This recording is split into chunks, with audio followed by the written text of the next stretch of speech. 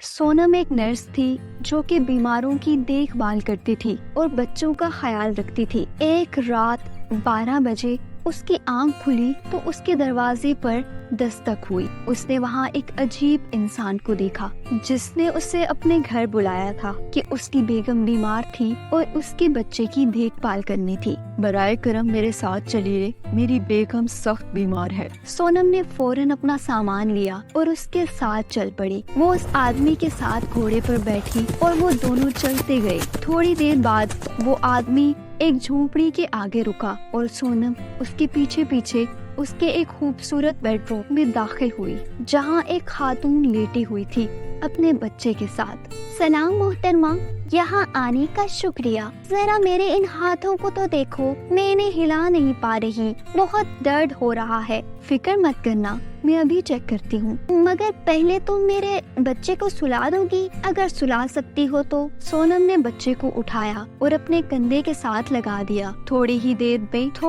دیر میں وہ سو گیا۔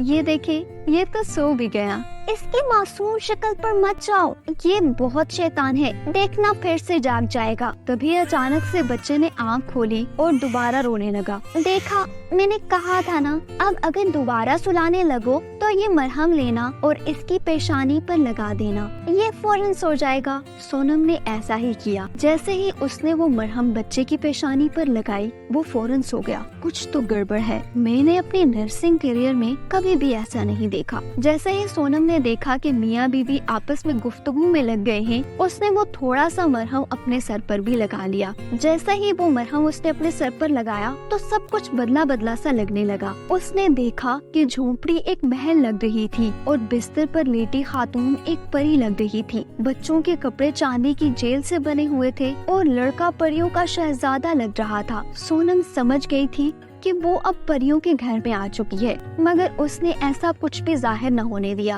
بچے کی ماں جب اس کی دیکھ بھال کرنے کے قابل ہو گئی تو سونم نے اس شخص سے کہا کہ مجھے واپس چھوڑاؤ۔ اس شخص نے سونم کو گھوڑے پر بٹھایا اور اسے واپس چھوڑایا۔ یہ لو تمہارے کام کے لیے 1 درجن سونے کے سکے۔ سونم گھر پر اکیلی ہی رہتی تھی۔ اس کے ماں باپ پہلے ہی گزر گئے تھے۔ اس کے خالہ نے اسے پالا تھا، مگر افسوس وہ بھی پچھلے سال ایک بیماری کی وجہ سے فوت ہو گئی تھی۔ سونم گھر پر بالکل اکیلی تھی، کوئی دوست نہیں تھا، صرف اس کا کتا تھا اس کے ساتھ جس کا نام تھا ٹونی۔ اگلی صبح ایک عجیب آواز سے سونم کی آنکھ کھلی۔ سونم اٹھو، مجھے سیر پر لے کر چلو۔ سونم نے ٹونی کو بات کرتے دیکھا تو چونک کر اٹھ گئی۔ ٹونی، کیا تم سچ میں بات کر رہے ہو یا میں کوئی خواب دیکھ رہی ہوں؟ 1 منٹ، کیا تم مجھے سن سکتی ہو؟ ہاں، مگر یہ سب کچھ بالکل خواب جیسا ہے۔ چلو، شکر ہے، میں تو کب سے تم سے باتیں کر رہا تھا۔ مجھے سچ میں سیر پر جانا ہے اور واپسی پر تم مجھے دکان سے ہڈی بھی دلاؤ گی۔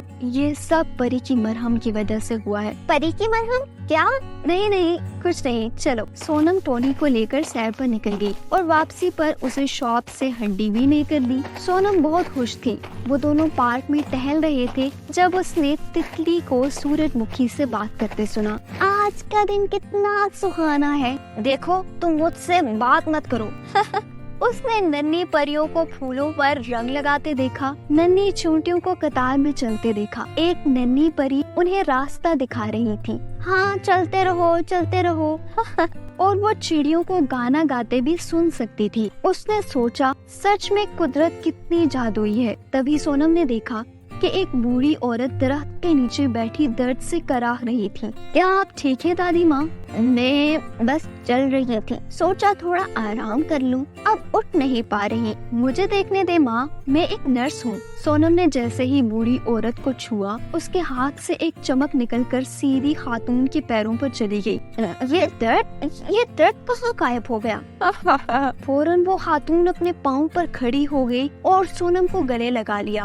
مگر تم نے یہ کیسے کیا؟ میں نہیں۔ اس سے پہلے کہ سونم کچھ کہتی، وہ بوڑھی عورت وہاں سے چلی گئی۔ سونم نے ٹونی کی طرف دیکھا تو ٹونی بولا، تم کیا چیز ہو؟ مجھے بھی نہیں پتا۔ کیا تم نے وہ چنگاری دیکھی ٹونی؟ میں نے کوئی چنگاری نہیں دیکھی، میں نے صرف یہ دیکھا کہ تمہارے چھوتے ہی وہ خاتون اپنے پیروں پر کھڑی ہو گئی۔ تم مجھ سے بات بھی کر سکتی ہو، یہ سب چل کیا رہا ہے؟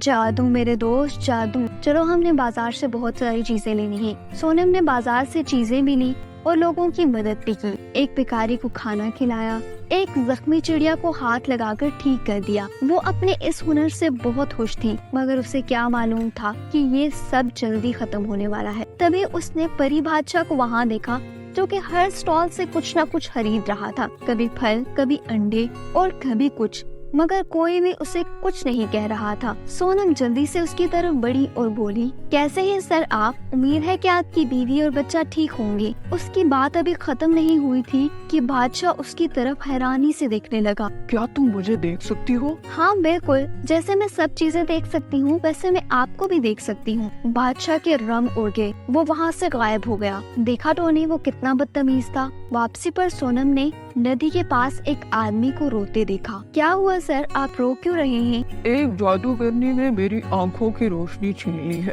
میں نے اس کی مدد نہیں کی جادو کرنے میں۔ آج میری بیوی کا جنم دن ہے اور شاید اس کا آخری جنم دن ہو، وہ بہت بیمار ہے، اب میں کیا کروں؟ کیا میں آپ کی مدد کر سکتی ہوں؟ کیا آپ اپنی آنکھیں ایک دن کے لیے مجھے دے سکتی ہیں؟ میں آپ کو کل لوٹا دوں گا۔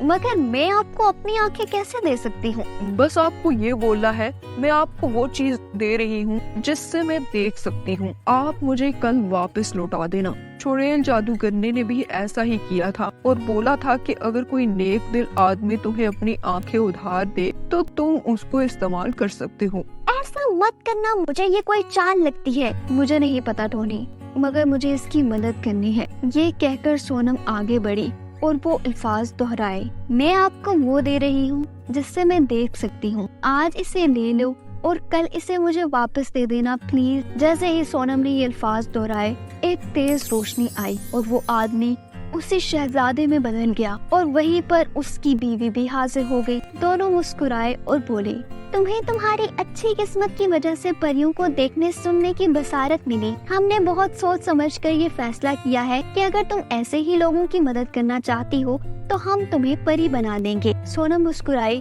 وہ یہ موقع گنوانا نہیں چاہتی تھی، اس نے فوراً حامی بھر لی۔